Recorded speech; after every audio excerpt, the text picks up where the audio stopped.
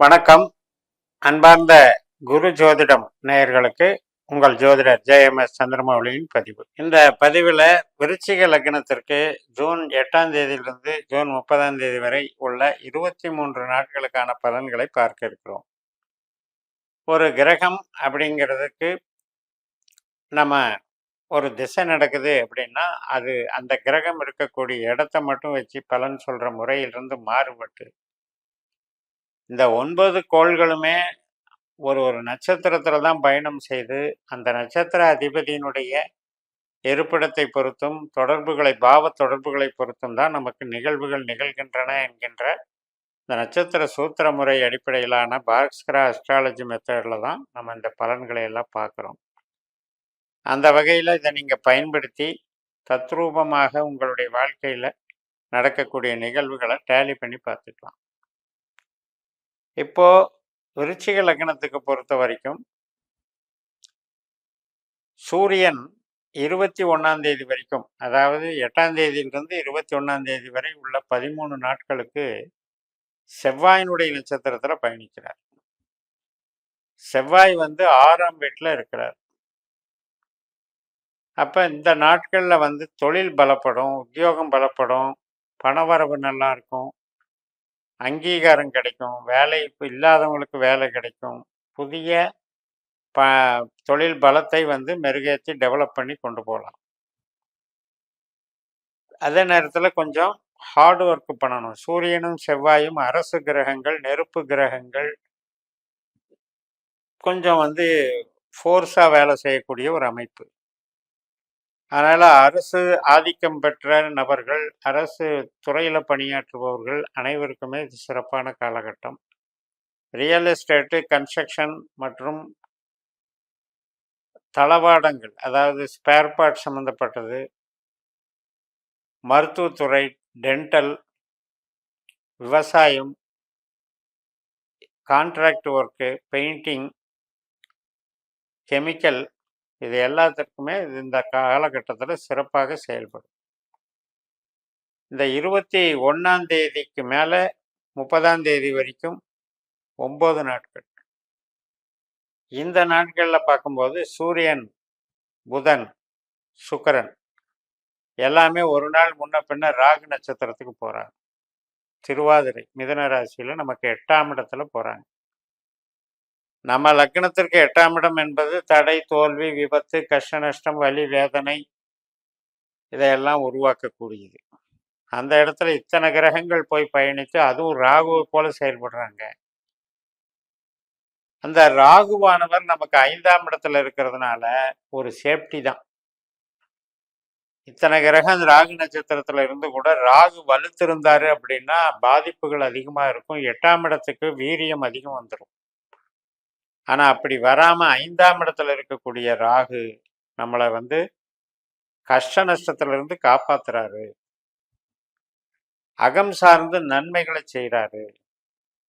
அகம்னா ஆரோக்கியம், குடும்ப உறவு, குழந்தைகள், நம்முடைய உடல் நலம் மற்றும் நம்மளுடைய சுய சிந்தனை, ஒரு ஜாலியாக பொழுத போக்குறது, இதெல்லாமே 5ஆம் இடம்.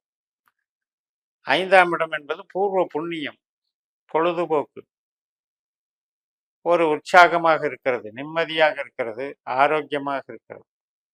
அந்த இடத்துல இருக்கிற ராகுவை போல இந்த 3 கிரகம் 8ஆம் வீட்டில் செயல்படும் போது ஒன்றும் பெருசாக பாதிக்காது. ஆனால் அதே நேரத்தில் வேலையில் பிரேக் ஆகிறதுக்கு வாய்ப்பு இருக்கு. சில பேருடைய ஜாதகங்களில் அவங்களுடைய தொழில் ஸ்தான கிரகமானது 5ஆம் வீட்டுக்கு தொடர்பு பெற்று இது போன்ற திசாபுத்திகள் நடந்தால், இப்போ உங்கள் ஜனன ஜாதகத்தில் ராகுவே 5ஆம் இட தொடர்பு பெற்று அதனுடைய திசாபுத்தி அந்தரம் நடந்துச்சுன்னா இந்த பலன் நிகழும். அப்போ அந்த மாதிரி இருக்கிற நபர்கள் வேலையை விடணும்னு நினைக்கக்கூடாது. திடீர்னு நம்ம ஒரு வேலை பிடிச்சிட்டு தான் இன்னொரு வேலைக்கு நம்ம ரிலீவ் ஆகும். இப்போ வெளியில் போய் வேலை தேடிக்கலான்ட்டு ஃப்ரீ ஆகக்கூடாது, வேலையை விட்டுட்டு போய் தேடக்கூடாது. அப்போ ஐடில் பண்ணிடும். அதனால் அந்த 5ஆம் இடத்துல இருக்கிற ராகு நம்மளுக்கு உழைப்பை தடுக்கும், தொழிலை கெடுக்கும். அப்படிங்கிறதுனால அந்த ஒரு விஷயத்துல மட்டும் எச்சரிக்கையா இருந்தது. திசா புத்தி நம்ம ஜனன ஜாதகத்துல தொழில் சார்ந்து இயங்கும்போது ஒன்றும் பெருசா பாதிக்காது.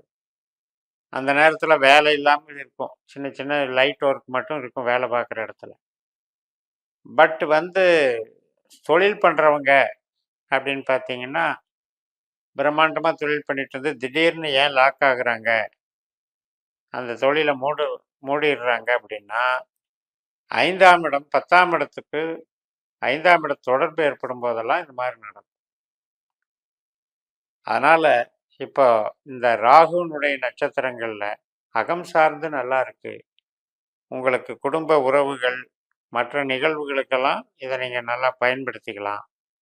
வேலை சார்ந்த விஷயத்துல எச்சரிக்கையாகவும், கவனமாகவும், புதிய முயற்சிகளை செய்யாமலும் இருந்துக்கிட்டாலே போதும். அது பாட்டுக்கு ஆஸ் யூசுவல் போயிட்டு இருக்கும். 8ஆம் இடத்துல இருக்கிற கிரகம் அதிகமான உழைப்பை கொடுக்கும், அதிகமான ஸ்ட்ரெஸ்ஸை கொடுக்கும். மேலதிகாரிகள் நம்மளை டார்ச்சர் பண்றதெல்லாம் 8ஆம் இடம் தான்.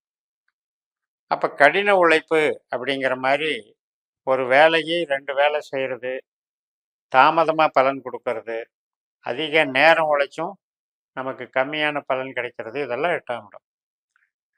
அந்த வகையில இந்த காலகட்டத்தை நீங்க கடத்திடணும். அதாவது இந்த 21லிருந்து அந்த 9 நாட்கள், அதே மாதிரி 17ஆம் தேதியிலிருந்தே புதன் சுக்கிரன் எல்லாம் போறதுனால மாதத்தின் பிற்பகுதின்னு வச்சுக்கோங்க. 16ஆம் தேதிக்கு மேல இருந்த 15 நாட்கள் நம்ம பேச்சிலையும் நடத்தைகள்லையும் புது முயற்சிகளில் ஈடுபடாமலும் நம்மளுடைய கடமையை மட்டும் செஞ்சு கொண்டு நம்ம இது பண்ணிக்கணும்.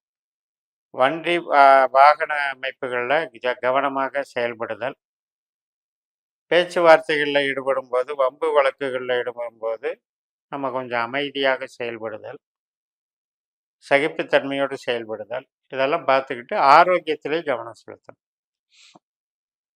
ஆரோக்கிய ரீதியாக 6ஆம் இடமான நோய் ஸ்தானத்துல செவ்வாய் இருக்காரு, கேது நட்சத்திரத்துல. செவ்வாய் கிரகமானது 19ஆம் தேதி பரணி நட்சத்திரத்துக்கு மாறுறாரு.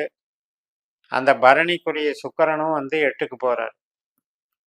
அதனால இந்த 6ஆம் இடம் என்பது நம்ம சாப்பிட்ற உணவுகள் ரீதியாக ஹீட் எனர்ஜி அப்படின்னு சொல்லக்கூடிய உஷ்ண உபாதைகள் சம்பந்தமாக நமக்கு நோய் உபாதைகளை கொடுக்கும். செவ்வாய் சுக்கிரன் அப்படிங்கிறது ஹார்மோன்கள் சம்பந்தப்பட்டது, ரத்தம் சம்பந்தப்பட்டது. அது மாதிரியான ஒரு சிகிச்சைகளை நம்ம முன்கூட்டியே நம்ம எடுத்து கரெக்ட் பண்ணிக்கணும். ஜென்ரலா குரு 7ஆம் இடத்துல இருக்கிறாரு. அவர் சூரியனுடைய நட்சத்திரத்துல இருக்கிற குருவானவர் நமக்கு 12ஆம் தேதியே ரோகிணி நட்சத்திரத்துக்கு, சந்திரனுடைய நட்சத்திரத்துக்கு மாறுறார். அது இன்னும் கொஞ்சம் நமக்கு மேன்மையை கொடுக்கும். அதாவது பல கஷ்டங்கள், நஷ்டங்கள், பல தோஷங்கள், பல கெட்ட கிரகங்களினுடைய ஒரு கெடுபலனை எல்லாம் குறைக்கக்கூடிய ஆற்றல் குருவுக்கு உண்டு.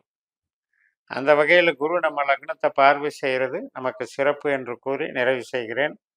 இந்த சேனலை சப்ஸ்கிரைப் பண்ணி ஷேர் பண்ணுங்கள். உங்கள் தனிப்பட்ட ஜாதக பலாபலன்களை என்னுடைய வாட்ஸ்அப் நம்பரில் தொடர்பு கொண்டு பலன் பெறுங்கள். உங்களிடமிருந்து விடைபெறுகிறேன். உங்கள் JMS. நன்றி, வணக்கம்.